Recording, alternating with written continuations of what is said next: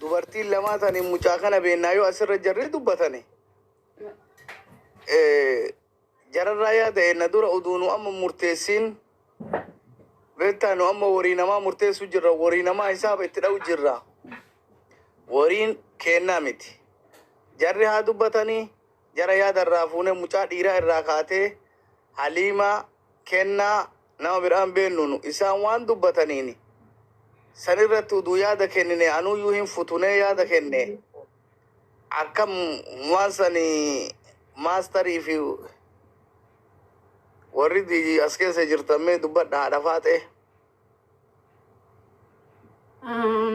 Nee maaster dubbattanii haa kananis yaada qaba. Namni dubartiin dhiiraa Doktor Mariam dhiifama guddaa waliin munaa galchuufiin si buusaa yookiin abaanii si buusa. Doktor Mariam tana maa darbitaati? Amaan hin buusi ati isaan hin jiranii amaan hin buusi. Amaanatu jira. Sorry. Ati Doktor Mariam tana maa fi eebanne muyatti jabdu wayitii bara. Ni danda'a jedhee bar nama dandeetti takka mara koon qabuuti. Ni danda'a Doktor Mariam.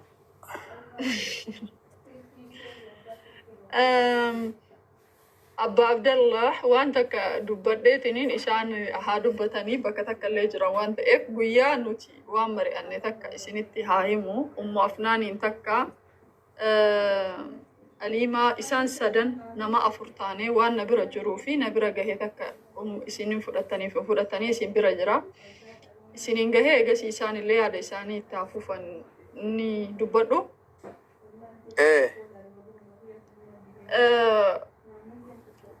Waan kee ofii keessa jiru abbamatu beekaa akkuma amma abbaan Abdallaa jedhan sanii sadaqaallee yoo kataatu taate manaan eegalti. Ijoolleen tun martuu nama amma gara dalagatti gadi bahaa jiranii biyya keessaallee immoo sadaqa mahaadhaatu kallattiin itti baasanii fi wanni ittiin baasanii suni dalagataniifuu ergachuudhaaf yeroo gaafatti. Ammumatti yookiin immoo mindaalee ji'a isaanii akkaan hanguba qabutti ergatanii jiranii mallaqa gara biyyaatii gaggaafatamee jira. San erganii isaanis ammatti homaa wal harkaa waan qabanis natti fakkaatu. Isaan nama 8 mucaa haadha tana waa godheen alatti jechuudha. 8 kanaaf qarshii akkaawuntiin isaanii ka 8tu maqaan isaanii abbaan tokko na bira gahaa qarshii 50,050 galchamee fi 50,000 haftu immoo haadhaaf sadaqaa biyyatti godhamurra dabalata godhamee 150 quraanaa fi akkasumallee ijaarsa masgiida bolokkeetti wahii bitamee akka galu waan akkasiisanii quraanni bitamu kun immoo qaxxita maktabaa Madiinaa irraa bitamee akka ganduma isaanii san keessatti raabsamu masgiiduma naannaa saniitti raabsamu yaada akkanaa walirra finne. Yaada kana walirra finnaan isaan illee without any complaint fudhatanii jiran. Haa ta'u garuu yaada kana nuti walirra fide malee haati islaamummaarra duute dhimma biraa nuti immoo Oromoo waan taaneef waan biraa keessa galuu hin barbaadu.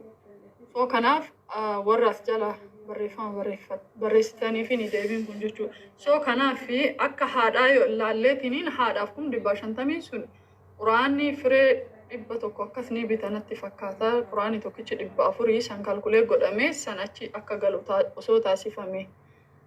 Kun immoo 50,050 hundaafuu wal qixatti osoo hirame akkaawuntiin hundaatu na bira jira. Kun yaada nuti waliin mari'anne kanarratti yoo kennaa wanni jettu jiraate akkasumallee Ummu Afnaan illee as keessa jiran isaan namni marii kana mari'atee anarrallee fide isaan illee waan itti dabalanoo jiraate eegas isin immoo yaada keessan asirratti wanni jechuu dandeetta. Kuffisuullee dandeettan itti wanni illee jechuu dandeetta.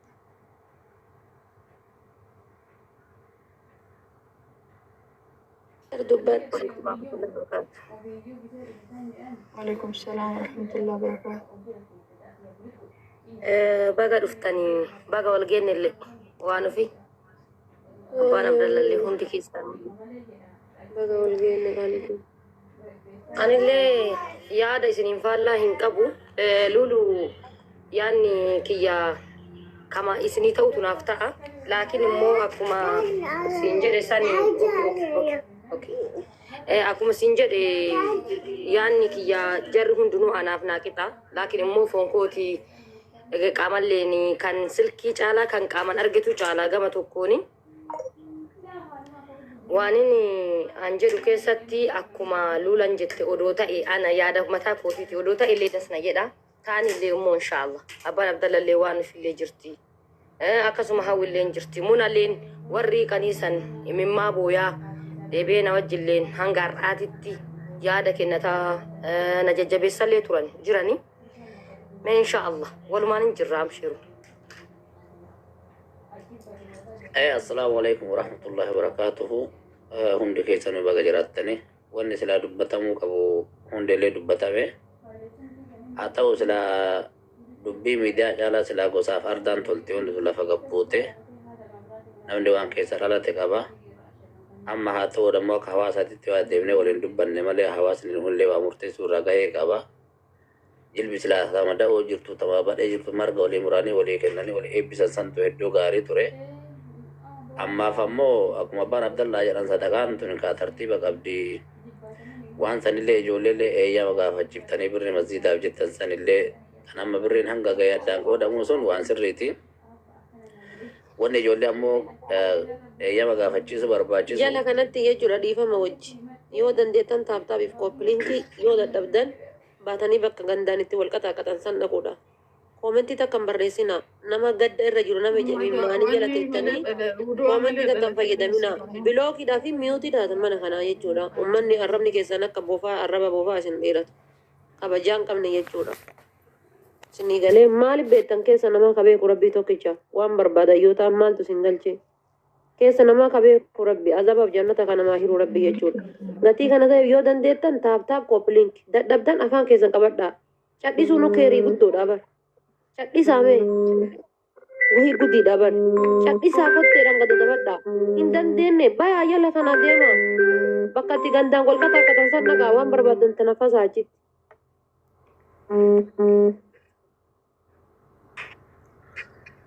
Kan kanarraa hafe ammootu maallaqa san qaama masjiidaa kan jirtan san ijoollee eeyyama gaafattanii sanboota wanni raabsamuu qabu sanuma wanni guddaan ammoo ijoollee rabbi sabrii haa kennu. Akka hawaasaatitti illee ispeeshaalii ammoo luulaalleen galatoomi wanni isin jechuu barbaadu amaanaa kana fiddee uummataaf otti firraa baasa jechuun hanqitu waan guddaadhaa isin jechuu barbaada galatooma.